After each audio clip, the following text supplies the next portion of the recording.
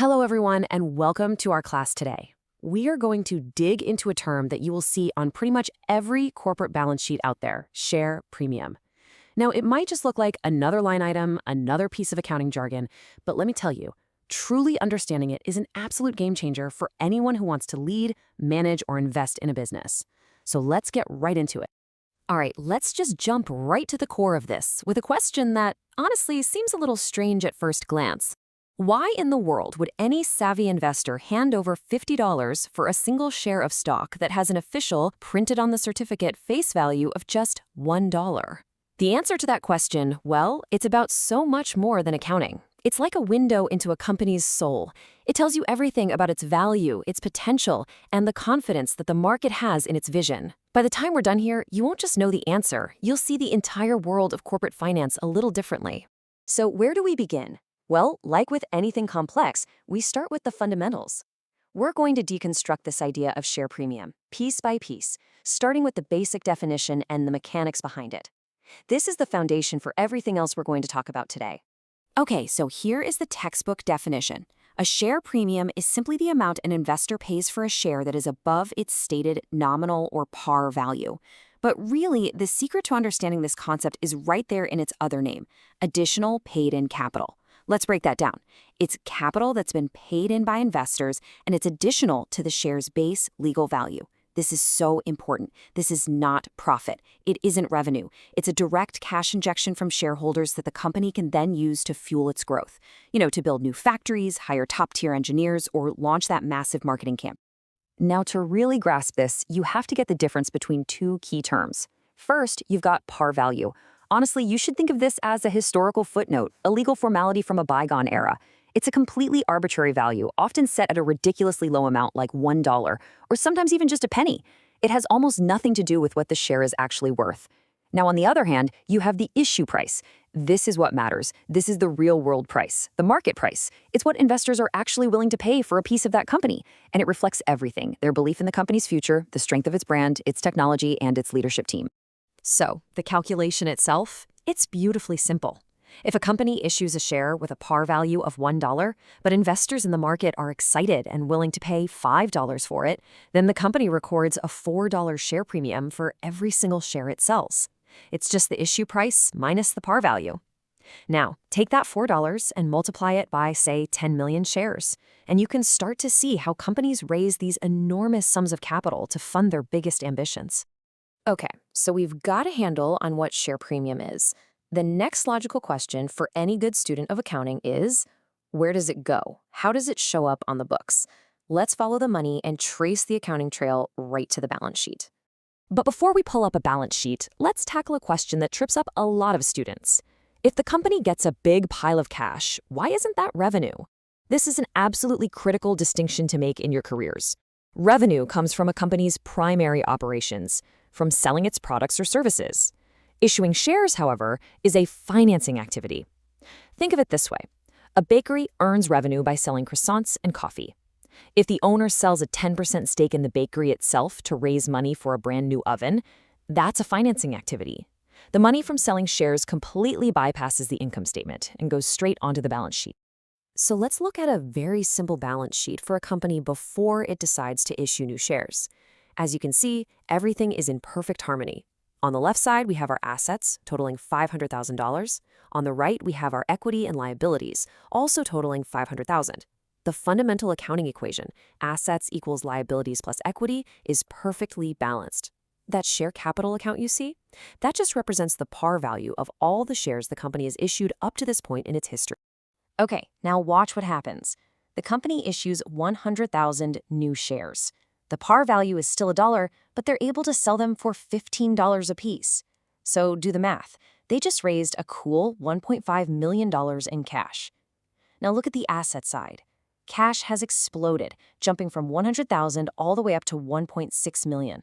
So where did that come from? Look over at the equity side. The share capital account only went up by $100,000. That's the 100,000 new shares times their $1 par value. So where's the rest of it? Boom. There it is. A brand new line item called share premium, showing $1.4 million. It's a perfect illustration of how this works. Both sides of the balance sheet went up by 1.5 million, and we are still, as always, in perfect balance. Theory is great, debits and credits are important, but let's see how this all plays out in the messy, exciting real world.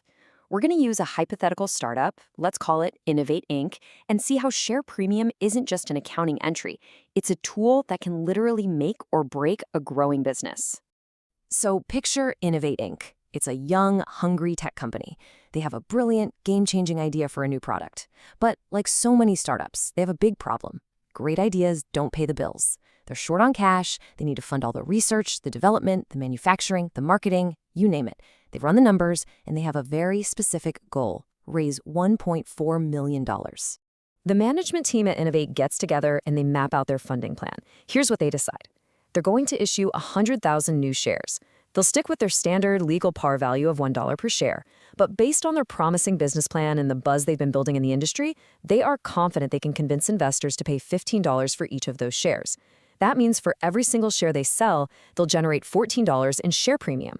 And 100,000 shares times $14, well, that gets them their $1.4 million target, plus an extra 100,000 that goes into the share capital account. Now, let's put on our chief financial officer hat for a moment. Why do this? Why not just go to a bank and get a loan? Well, a loan comes with some serious baggage. It means fixed interest payments every single month, which can absolutely crush a young company that isn't profitable yet. And it often comes with something called loan covenants. These are strict rules from the bank that can tie the company's hands, limiting its ability to take risks and innovate. By raising capital this way, as our imaginary CFO says here, they strengthen their financial foundation and get the cash they need without those dangerous strings attached. They're essentially trading a small slice of ownership for a massive tank of fuel for their growth engine. So, the wire transfer comes through, the money is in the bank. Now for the really exciting part. What do they do with it? How does this $1.4 million in share premium actually help the company grow and succeed? This capital injection is like a Swiss Army knife for a startup. First, and most obviously, Innovate Inc. can use it for its intended purpose, funding the research, development, and launch of that new product. This is a direct investment in future profits. Second, maybe they have some high-interest credit card debt from their early days. They could use some of this cash to wipe that out, which immediately improves their bottom line by eliminating those pesky interest expenses. Third, they could use it for expansion, maybe opening a new sales office on the other side of the country. And finally, and this is so important, it gives them a safety net, a capital buffer to handle unexpected problems or to survive a tough economic downturn. And I want to repeat this because from a financial management perspective, this is a massive advantage. The entire $1.5 million that Innovate Inc. raised is considered a capital contribution from its owners. It is not operating profit.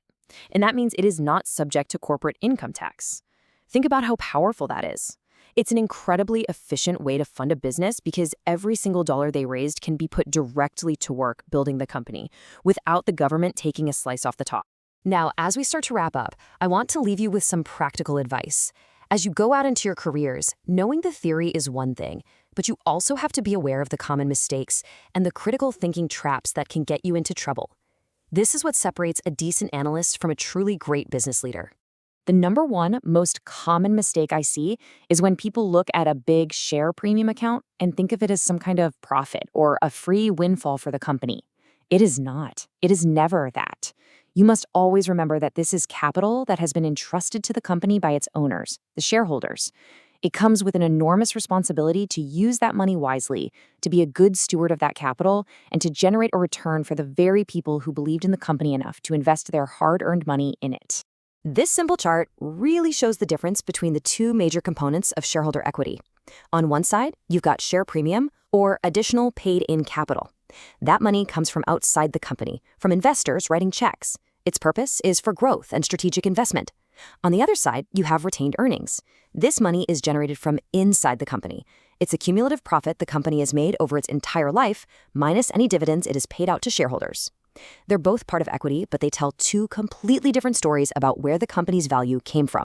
And so I will leave you with this final thought to take with you. Since we've firmly established that share premium isn't profit, but a direct investment from the owners of the company, what does that really mean for a company's board of directors?